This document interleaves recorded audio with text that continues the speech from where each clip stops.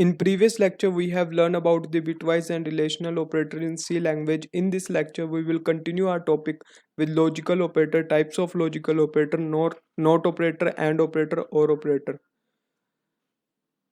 So first question is, what is logical operators? Logical operators are the operators which are used to manipulate the data or operands.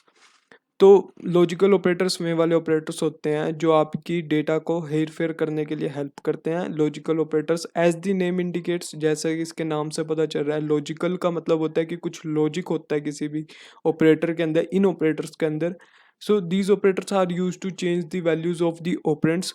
तो अगर आपको किसी भी operand की value change करनी है, मतलब अगर उसकी वैल्यू ट्रू है तो उसकी वैल्यू फॉल्स करनी है, या उसकी वैल्यू फॉल्स है तो उसकी वैल्यू ट्रू करनी है, तो इसके लिए आपको लॉजिकल ऑपरेटर्स की ज़रूरत पड़ती है.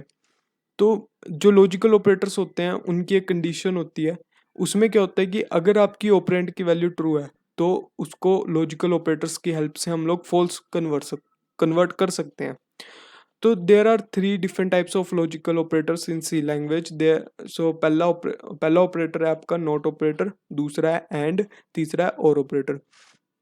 इन तीनों ऑपरेटर्स की हेल्प से हम लोग वैल्यू को चेंज कर सकते हैं, उनको रिवर्स कर सकते हैं, यानी कि लॉजिकली अगर कोई वैल्यू आपकी सही है उसको गलत कर सकते हैं, गलत वैल्यू को सही कर सकते हैं. अच्छा, इसका यूज़ क्या है सी लैंग्वेज के अंदर?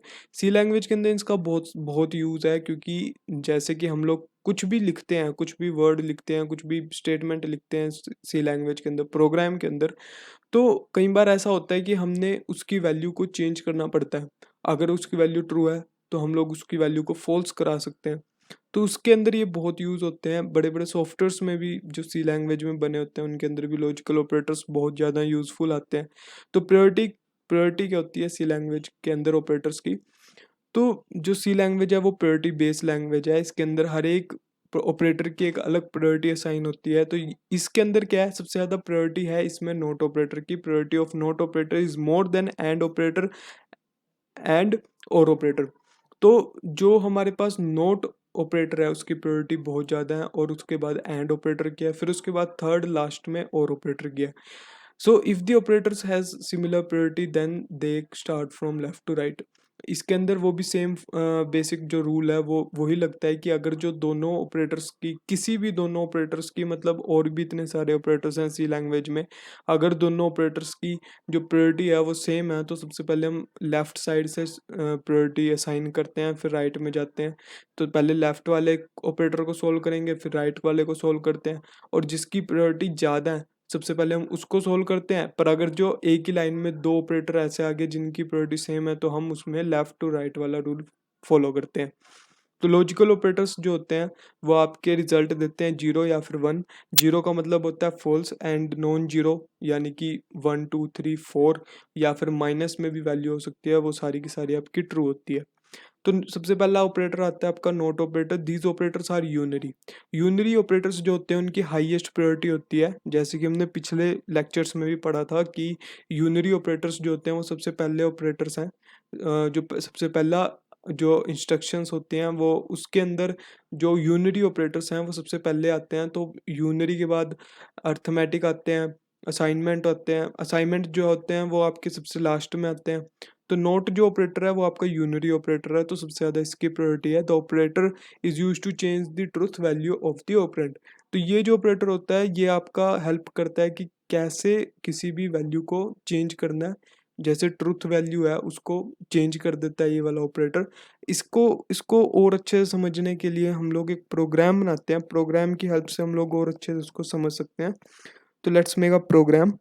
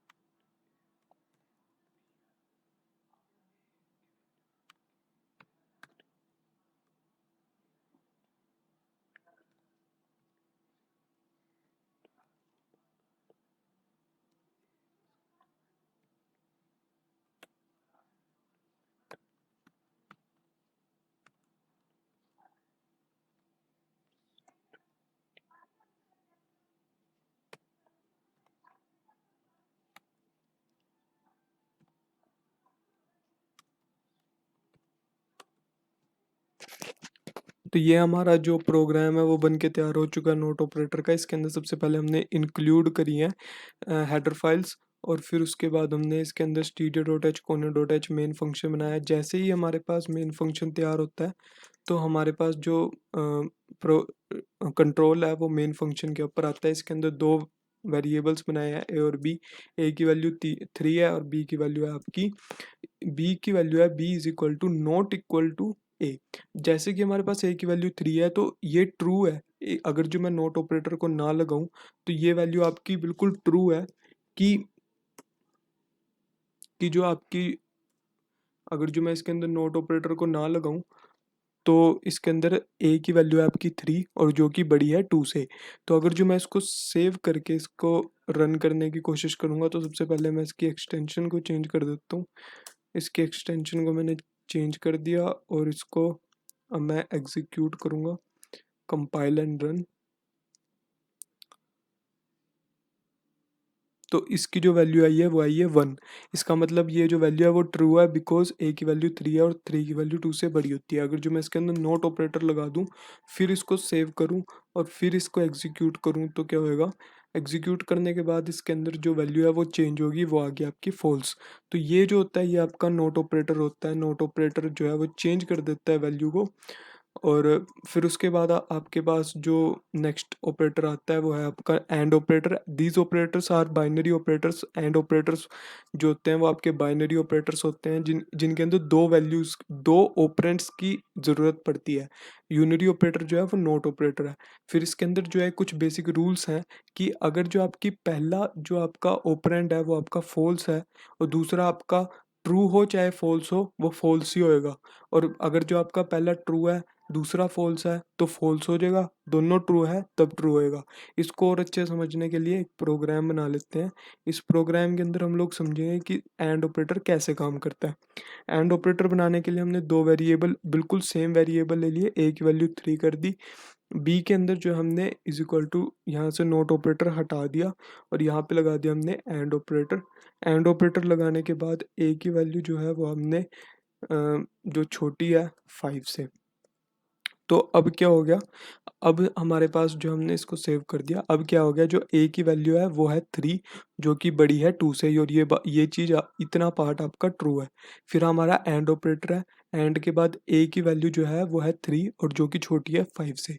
तो जैसा कि रूल एंड ऑपरेटर के अंदर यूज होता है कि अगर दोनों वैल्यूज ट्रू हैं, दोनों ऑपरेंड्स की वैल्यू जो है आपकी ट्रू है, मतलब पहला ऑपरेंड जो है वो भी ट्रू है दूसरा भी ट्रू है, तो इसकी जो वैल्यू है वो आपकी 1 आनी चाहिए। तो जब मैंने इसको कंपाइल एंड रन किया तो इसकी वैल्यू आपकी आ गई ट्रू, यानी कि 1, यानी कि नॉन जीरो वैल्यू। अगर जो मैं इसको थोड़ा सा चेंज कर दूं और इसको मैं कर दूं कि ये हमारे पास फॉल्स वैल्यू है क्योंकि ए की जो वैल्यू है वो आपकी बड़ी है 2 से। अगर अब मैं इसको एग्जीक्यूट करूंगा तो इसकी वैल्यू आएगी 0, क्योंकि फॉल्स फॉल्स हो और दूसरी वैल्यू चाहे ट्रू हो चाहे फॉल्स हो, आंसर हमेशा फॉल्स ही आता है। और जो हमारे पास थर्ड जो है कि अगर हमारे पास पहला ट्रू है और दूसरे वाला आपके पास फॉल्स है तो इसका आंसर क्या आएगा। इसको मैंने सेव कर लिया और इसको मैंने एग्जीक्यूट करके रन कर लिया, तो इसकी वैल्यू आएगी आपकी फॉल्स। तो अगर दोनों आपके ऑपरेंड्स ट्रू होंगे तब आपका ट्रू आएगा, अदरवाइज आपका फॉल्स आएगा।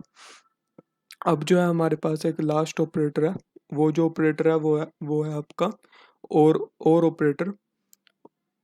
और ऑपरेटर क्या कहते हैं हमारे पास, और ऑपरेटर भी बिल्कुल सेम है। दीज ऑपरेटर्स और बाइनरी ऑपरेटर, ये दो ऑपरेंड्स की जरूरत होती है। और ऑपरेटर जो होता है वो चेंज कर देता है वैल्यू को। इसके अंदर भी कुछ जो फॉर्मूला है वो रूल्स जो है वो यूज होते हैं, जैसे कि दोनों फॉल्स हैं तो फॉल्स है। अगर जो आपका ट्रू है, अगर इन एक वैल्यू